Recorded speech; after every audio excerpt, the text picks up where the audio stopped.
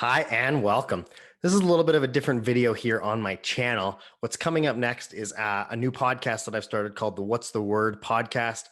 Just connecting the electrical industry, having on some guests talking about integrity and passion within the trade, as well as teaching us a little bit of something along the way.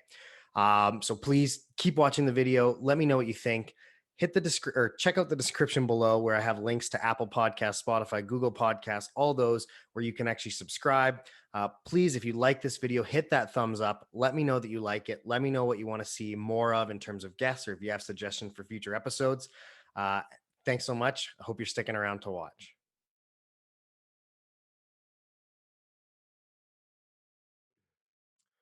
Hello and welcome to the What's the Word podcast. I'm Zack, your host, along with my co-host here, Jason Cox.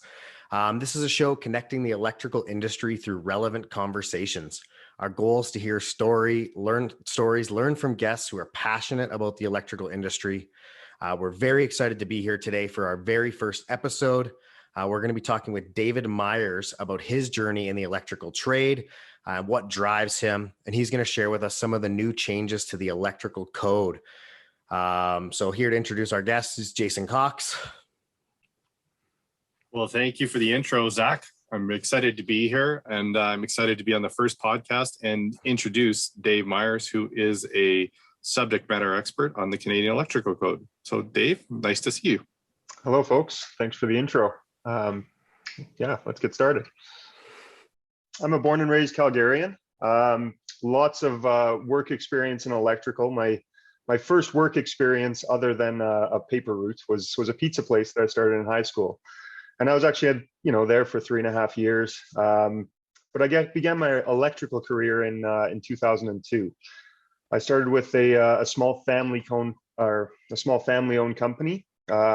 We did a pretty good mix of a lot of different stuff. It was mostly residential focused, but it was custom homes. So lots of interesting sort of problem solving. What should we do about this type of stuff? And we did some small commercial.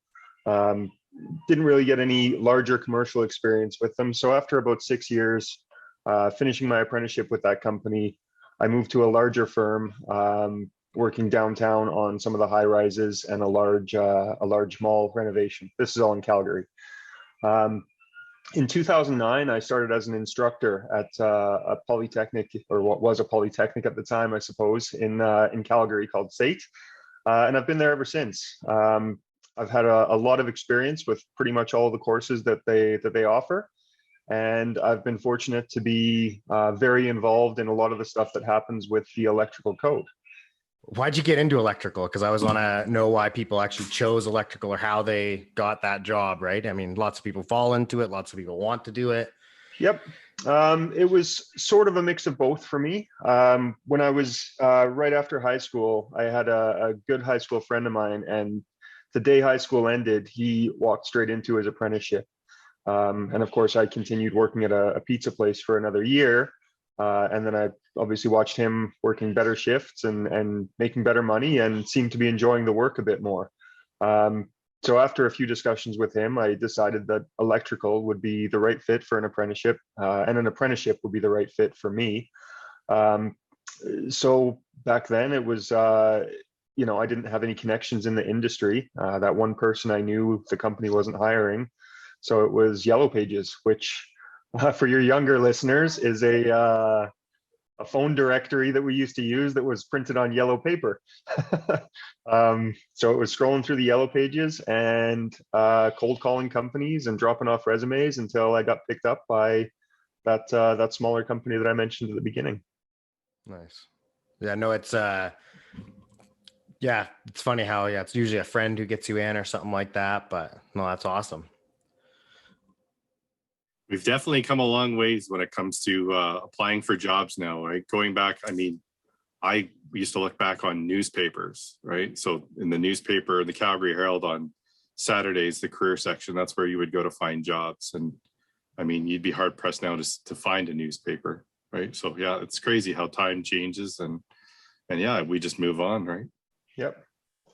Yeah, it's, I think going through like the Indeed.ca and all that stuff that they use now would be a pretty quick way of getting jobs. You see them listed all over the internet now. So Absolutely. Okay, so Dave, you're teaching at SAIT. You've been there for a while now. You started out. What would you say? A lot of our listeners maybe are just getting into the trade or are thinking about coming into the trade. We don't really know, but what do you say are some of the opportunities that the electrical trade or even just trades in general can give someone? Right? You worked at a pizza place and then you got into the trade. What makes that special? What should bring other people into the trades? For sure. So I've had a very enjoyable career, and all of it is related to the trades and the trade electrical specifically. Countless opportunities. I've had the ability to travel.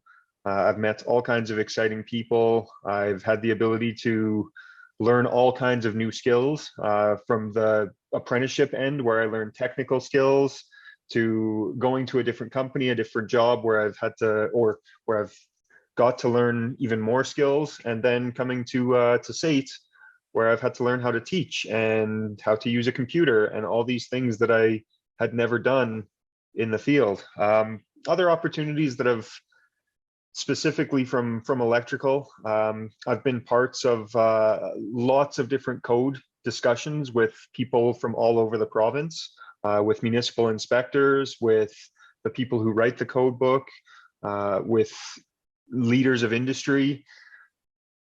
And my experience with code and my experience with the trade have put me in a spot where I'm a relevant part of that conversation. And it's a pretty special feeling to be sitting there with all these people and be part of the discussion. So yeah, things like that. Another, a side benefit that I would, suggest for anyone in the trade. I'm a big advocate for people that wouldn't normally consider the trades to try it. Some women, for example, you can learn so much from a few years of technical experience, and it's skills that will serve you for your whole life. Not running the house, maintaining things around the house, fixing things that break, knowing which things are okay for me to fix and I'm not going to endanger my family or anything like that, and knowing which ones that I should probably leave to the professionals. That's all skills that I've picked up from 8-9 years of hands-on technical trade knowledge, and that's something that will serve me for the rest of my life. And it's something that I think a lot of young people could gain a lot of independence from. If you can fix things in your own house, or fix something on your car or whatever it may be, A, there's a good feeling that comes from that, and B, it means it's a phone call you don't have to make to a friend or to a company or something like that. So yeah.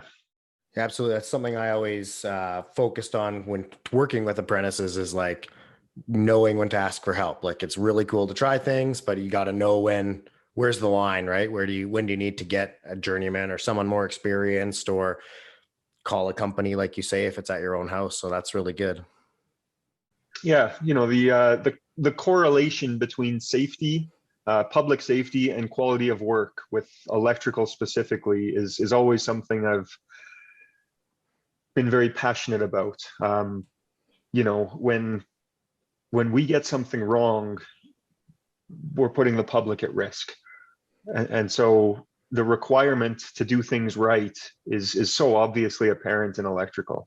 And I've learned a lot from that type of thing. On the flip side, a lot of our work is concealed. And, in a lot of cases, it's not like carpentry where everything has to go together absolutely perfectly. So there's a lot of opportunity to make it so that it doesn't. But then when you do that, you bring in some unseen, terrifying public safety risk from electric shock or fire or whatever it may be. Yeah. Nice. Well, getting back to what you were saying earlier, Dave, starting an apprenticeship, what an experience, just to start, like, as a young adult, right? Just being, thrown into that situation, learning with colleagues, with your mentor. Those are skills that are beneficial for the rest of your life. Not trying to get at people out of the electrical industry, but I mean, what a segue. You can start off, learn some self knowledge, learn some hand skills, get an overview. It's an incredible opportunity to really, it's a great development tool for a young adult. It is. And the people that you are surrounded with when you start an apprenticeship, you know, if you're 18, 19 years old, you walk onto a job site starting an apprenticeship, you are there with professionals who want to be there. And that's not something that you're going to get in a lot of other jobs out there. You know, if I don't want to single out any industries or anything like that, but a lot of jobs that an 18, 19-year-old would take on, whether it's labor or whatever it might be, you wouldn't be surrounded by focused, driven, professional people. And in an apprenticeship, and in my experience in the electrical apprenticeship, that is something that you can get a lot from just by itself. The way to interact professionally, the way to interact with customers, the way you interact with other trades on site, watching people who are career driven at a young age and spending a lot of time with them at a young age will serve you for the rest of your life. I've always believed that. I would 100% agree. So you're, Dave, 12 years now at SAIT. What keeps you there? What holds you at SAIT? What drives you to keep going, to be an instructor every day? What drives me to keep being productive, I suppose, would be the word that I use, because you know, I work with a lot of people who I would call innovative, and I'm more the other end, where I'm just sort of nose to the grindstone and just sort of keep doing things and sort of keep at it. I suppose the biggest thing that keeps me productive, or the biggest driver for me, is finding new or different ways to explain concepts. And I find that leads to the, you know, creation of content and all sorts of fruitful discussions with colleagues and students. I also find that code drives me. I'm constantly amazed at how much technical knowledge is required to, one, understand the code book, and to adapt and implement it.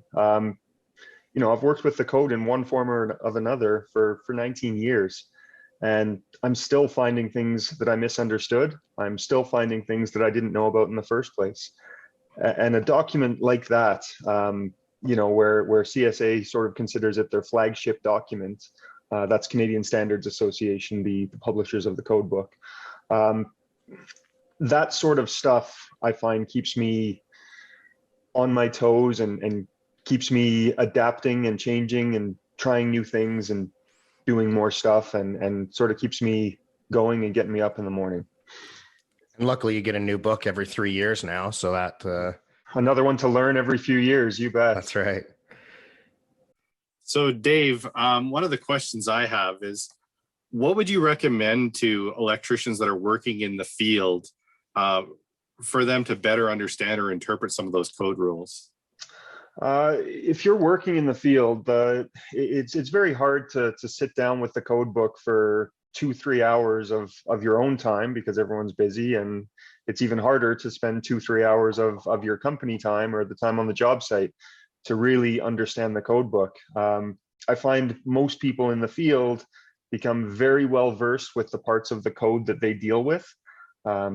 So if you're doing commercial, you know, you'll know quite a lot about transformers and how to do all the grounding and bonding and things like that. But then you come to school and you have to do some of the residential codes, and it can be a bit of a struggle. Probably the biggest thing I could advise is taking some courses. There's all kinds of night courses available. There's weekend courses that can be taken at a whole bunch of different places. And as a side benefit with the pandemic and what's going on with that, that has opened up courses all over the country that will sort of keep you going through code. The other thing is to get involved. You know, you can become a member of the ECAA, you know, or the PAC, the Provincial Advisory Committee, and there's always code discussions that happen in those meetings. There's also a whole bunch of other conferences that happen throughout the year where you can hear live code discussions with professionals that deal with it day in, day out. That would probably be the biggest thing I could advise, because I've been there. I've tried to just straight up read the code book and understand it. And without actually working with it, it's a very difficult thing to do.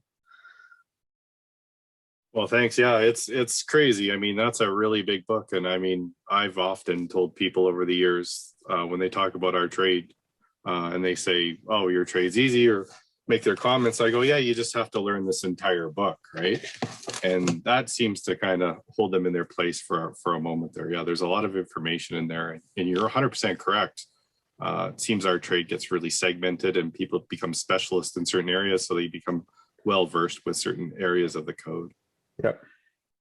Yeah, I definitely remember many of the almost arguments on site about how to do something, you know, whether it came to you got to do a volt drop calculation, which you haven't done since fourth year school. And you and coworkers are all sitting around the lunch table arguing about how to do the calculation properly. And Yep. it's funny. And then the one person, of course, pulls out well, I guess there was no smartphones back then, but someone nowadays would just pull out their smartphone and do the calculation. But I guess without understanding the reasoning behind that calculation too, and how that calculation is made, it's kind of pointless. Well, and even from the academic perspective that doesn't fit the field, and the academic perspective, you know, this is a bit of a deep dive for those of us that aren't super involved with code, but the academic perspective, volt drop is 3%. In the field, it's usually 2. And it's usually 2 because you're doing volt drop for long feeders and services and things like that. And you use 2 there so that you can have 3 on your branch circuits and things like that. So that's just another example of where the academic side doesn't quite fit in with the field side. So Dave, one of the things you're mentioning there, just the struggles with the electrical and the interpretation. Is there something that you've run across over the years that seems to be the biggest struggle for students? I'm just going to say right off the bat that volt drop calculation might be one of the tough ones, but is there anything that comes to mind? Volt drop for sure. In fourth period, that's always, you know, we cover that here in fourth period technical training. And it's such a different thing. And it's a very involved calculation, and it doesn't make that much sense. One of the other things that I find a consistent struggle with is the application of continuous loading. You know, and I think it comes about because we cover derating factors first. And when you do derating factors, the procedure is to divide first and then multiply. And then we get to continuous loads and you just divide by 80% and you don't multiply it back out. And the understanding for both seems to evaporate right at that moment in time. Those seem to be the two code things that we seem to have to go back over the most. You know, motor supply conductors, which it's such an infinitesimal thing that doesn't even matter. It's almost never a different wire size, and we struggle with it so much. Those are probably the 3 key things that pop out for me as, you know, those are the things that I'm up a little late the night before thinking about before I have to do them, for sure. Yeah, I still have flashbacks of the volt drop calculations back in the day, and making the effort to write like very good notes in my code book. Remember, this is how this works, and with the most basic example, right? So yeah. Oh well, I mean, if that's what you're running across, I guess it's good that I'm finding those same challenges. Yep. So I guess you're spending all your time right now with the 2021 code book. We know it came out, I think, February 1st, 2021, and January 1st, 2021, and comes into effect January or February 1 year later, so 2022. So you're working on that now. Big changes in that book. Well, not huge, from my understanding. I haven't looked into it a ton, but one of the things that everyone notices is there's no index now. What are your thoughts? So in regards to the index, that's probably going to depend on which code book you have. So here's the thing is I have a printed copy of the 21 code book.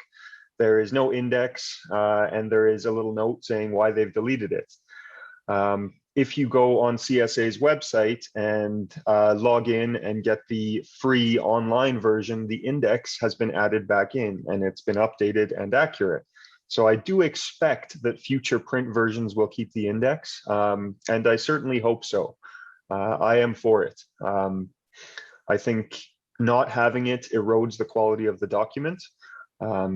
And I think especially when the reasons behind it are it's too complex and too complicated and costs too much to produce an index, you know, when you're still selling a what are they now, over $200 book, I think the index should be there and it should never have gone away in the first place. I understand that, you know, from our perspective, we do a lot of it with the soft copy, but that's just not realistic for people in the field, and it's not realistic for people writing exams, at least not for some time. So having the ability to search isn't a real, you know, Control F or whatever it is to search. That's not a real thing for most people in the industry.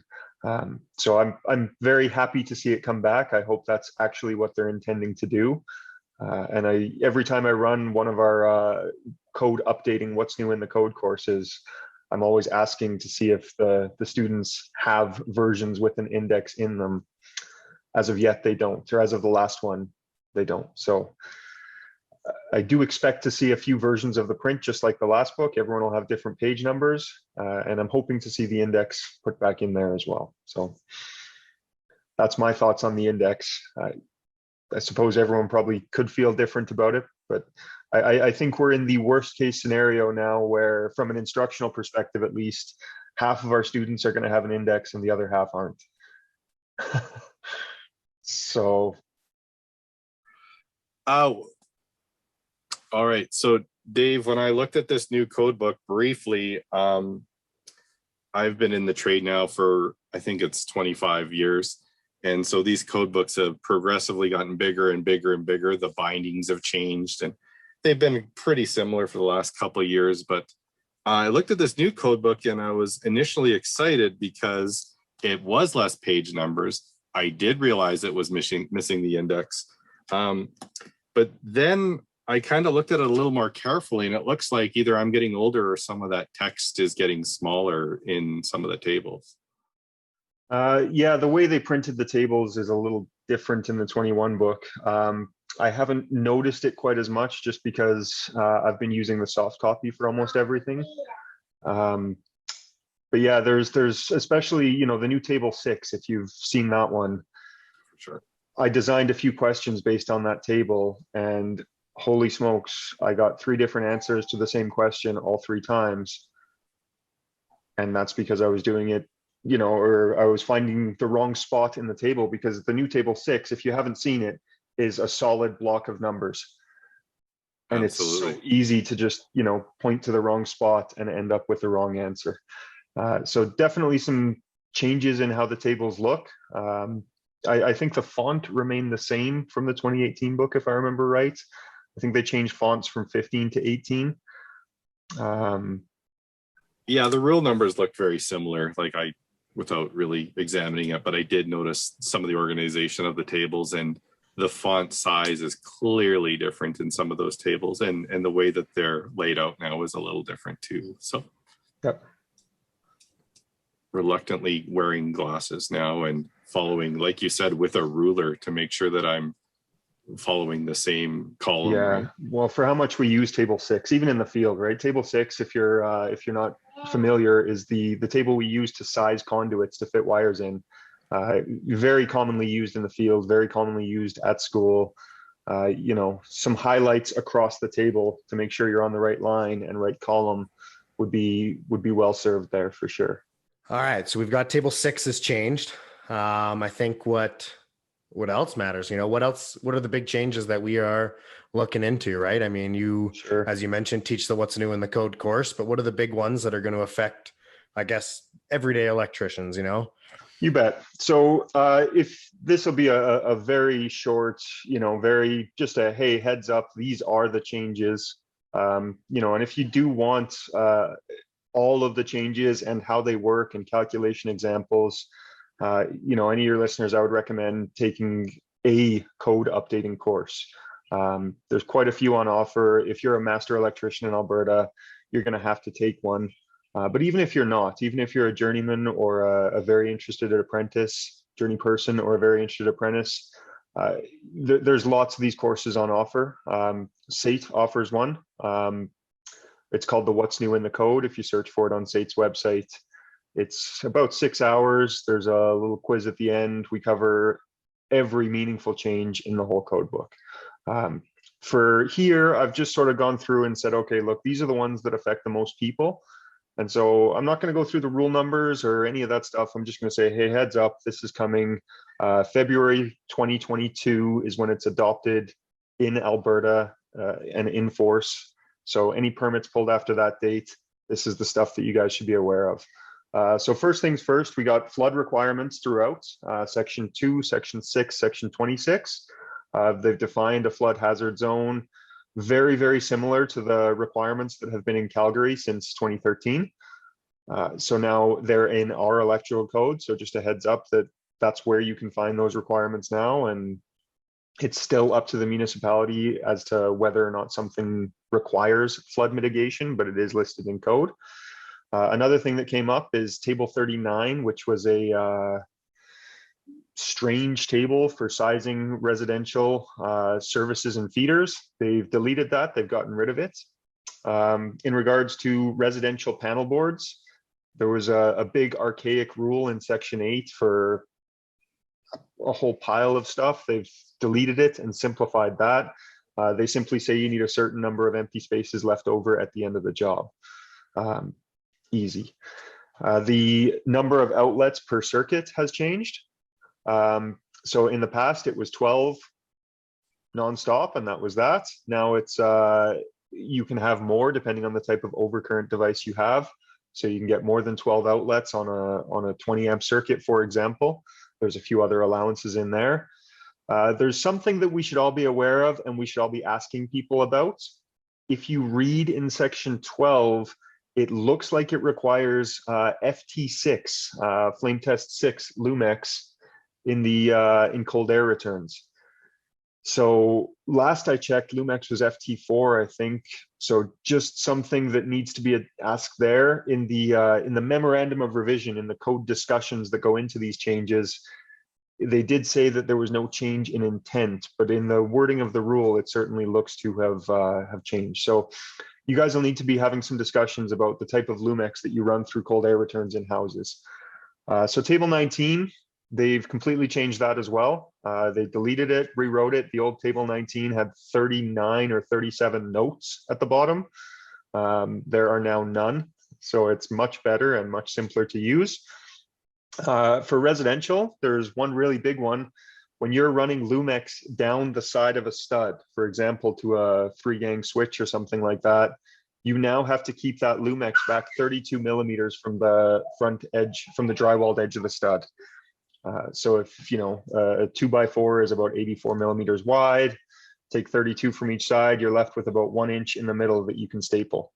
24 millimeters or so in the middle that you can staple. So a 4-gang switch, a 3-gang switch, anything where you got a lot of wires going down the same stud space. I do believe there are brackets available, but you'll have to buy those brackets now. So for you residential folks out there, that's going to be a big one for us for sure. With that, they've put in a relaxation for Lumex in conduits. If you're out there doing a lot of hot tubs or something like that, and you want to run the number 6 in a conduit where it leaves the house, in the 21 code book, it's very clearly worded that you can, whereas in the 18 code book, it sort of pretty well says that you can't. Conduit sizing has not changed in terms of what size conduit you'll get for the most part, but there's no longer a quick lookup for conduit sizing. We used to be able to use table 6, just straight up, plunk your finger down. You can get 8 wires in a 3/4 inch and just off you go. There is now a 3-table requirement and a calculation required every time you size conduit. So that'll be a bit of a frustration. Of course, when I say 3 tables, one of them is table 8. It's always 40% pretty much, but you know, that's not true if you have 2 wires in a conduit, though. It's different, right? So a little bit more involved for conduit sizing. Barns, livestock buildings, the classification has been very stringently identified in Section 22. So if you're doing a lot of farm work or rural work, just be very aware of what's happened with that. There was apparently some fires and a lot of lost livestock. And so they've really stringently worded how they've done that now. Secondary suites, there's been some panel board and branch circuit relaxations for secondary suites. So again, pretty similar to what we've been doing in the city of Calgary, but now it's in our code book. For you larger residential and commercial folks, every 15 or 20 amp receptacle outside requires GFCI. So all your car stalls, all that stuff that didn't need them in the past, you're going to need GFCI protection on that stuff. So that's a big one for a lot of companies out there. The lighting requirements in Section 30 for dwelling units, you need a light in the bedroom, you need a light in the living room, all that stuff, it's all gone, deleted. That doesn't mean the requirements are gone. They were duplicated requirements from the building code. So just a heads up in regards to that. You still need all those lights in the same places. You just can't find where in the code book it tells you to put them. And then sort of an interesting one. I don't know how many people this will affect, but I want to kind of get the word out and have a discussion with as many people as I can about it. They've taken all the battery requirements, storage batteries from Section 26 and moved them to Section 64. Section 64 being renewable energy systems. An uninterruptible power supply or a UPS is not a renewable energy system. So there's no requirement to go to Section 64 for that, yet those still use a lot of batteries. And so as of right now, there's really nowhere in the code book for how to install batteries for something that's not a renewable energy system. So just something that I want to get the word out there and get people thinking about and start asking some questions so that we can get some answers on that and things like that. So those are the ones that I sort of picked out that will affect the most people. Obviously, there are hundreds and hundreds of changes from the 18 to the 21 book. And obviously, there's more technical wording that needs to be said about all those things that I mentioned. I just wanted to sort of throw them out. Yeah, absolutely. It's interesting. I mean, I remember working out in the field and new code books always came out and you only heard about things as they mattered. So I think that your point about, let's get the discussion going, and earlier you talked about, getting more involved and potentially taking some courses, right, to keep yourself educated, right? Especially as we're, definitely in a little bit of a different economic time, to have that little bit of education and knowledge definitely cannot hurt. So. Yep. And it all looks good on a resume, and it all looks, it's something that people in interviews want to hear.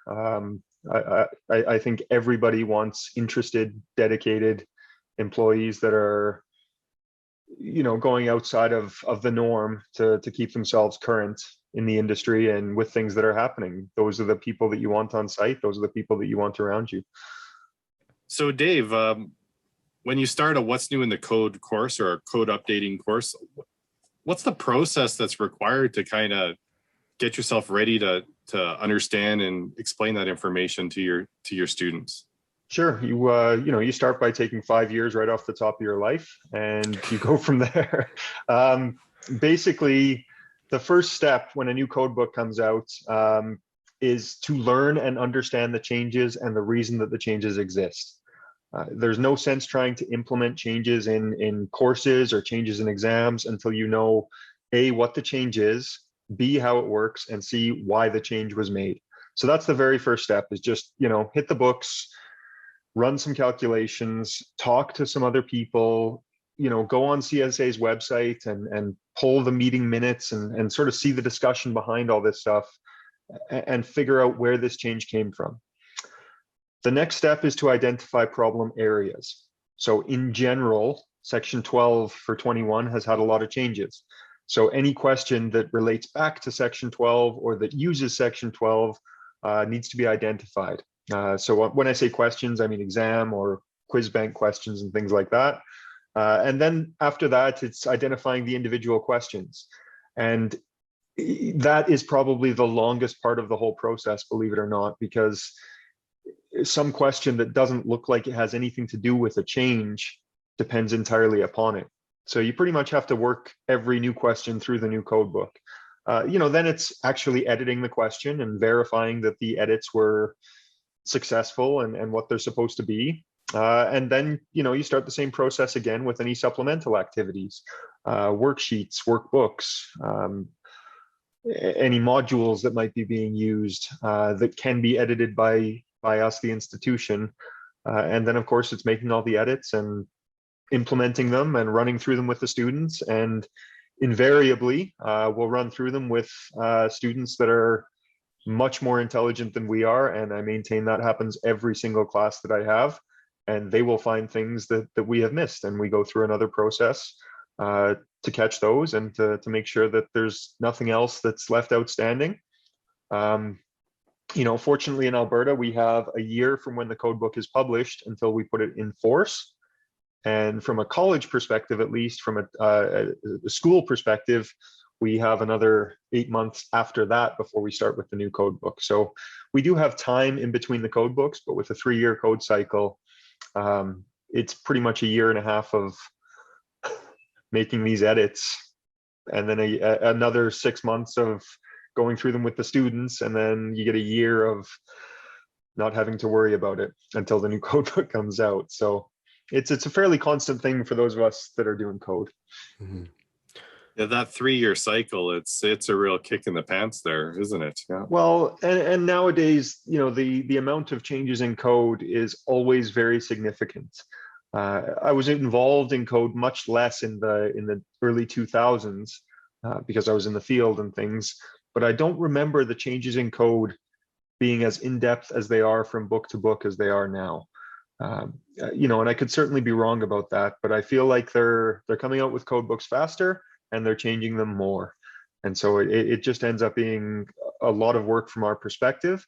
And it ends up being a lot of work for people in the field too, because they're the ones that are installing these things in different situations and finding the problems that come up with them. Hey, I did this. This is what the rule says. I don't think they knew about this situation when they wrote it, and the rule doesn't work. The last 3 years, we've been dealing with a specific problem with farm services and armored conduit because there is no way in code to deal with that. And so that's been a lot of conversation at a lot of inspector conferences and things like that. Obviously, it wasn't their intent to miss it, but they are writing a code book at a desk with lots of experience, very capable, qualified people to do so. But I maintain that there is not one electrician on the planet that has seen it all. It's too big of a trade, and it's so with the 3-year code cycle and with all these changes, it just leads to a lot of these things that come up that seem to last for quite some time after the book is implemented. Nice. So my question, with the What's New in the Code course, I know this course is for, master electricians need to take a What's New in the Code course in order to keep their master certificate in Alberta active.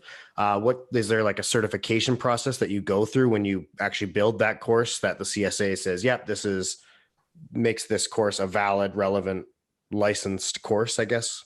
That's correct. Yep. So the Safety Codes Council of Alberta requires that any safety codes any SCC master electricians take an updating course to stay current with code. If you can go to their website to find the courses that they have approved. So once the course is constructed and built, it's issued to the Safety Codes Council. They review it for content and quality, and they send back any changes that they would like made. And you send the changes back to them. And then, of course, assuming everything goes well, they will certify your course. And so if you're interested in code, you can take any What's New in the Code course. But if you are a master in Alberta who needs to renew, you have to take one of the ones that are approved by the Safety Codes Council. Yeah, great. And that process, we're coming on July here. I assume you've been working on that. That's a couple-month process to, take the code book, go through the changes, look at the memorandum of revisions, build a course, submit it, right? So that's quite the process. So pretty impressive. It is, yeah. It took, normally there's a few of us that work on it. But this time, with the pandemic and with everyone working from home, it ended up, I did pretty well everything. I had some good help, some good insights, and some people that I could go to with a lot of questions. But the actual building of the course, I built this one this year, and it took just about 3 months by the time it was approved and ready to go. Plus 5 years off the top of your life. So, and there's that, but I don't have to pay for that till later. So, yeah, these 3 years could be tough on you every 3 years. The good thing about the 3 years, that, like you were saying, David, it's starting to almost build a routine with our industry. People have to come in and realize they have to continually train and upgrade to keep current with the code. I tend to agree with you. In the past, it seemed that you could go a couple of code cycles without there being any dramatic changes. So maybe you're looking at 8 years between training, right? So maybe this is maybe there's a silver lining out of this. I would agree with that, definitely.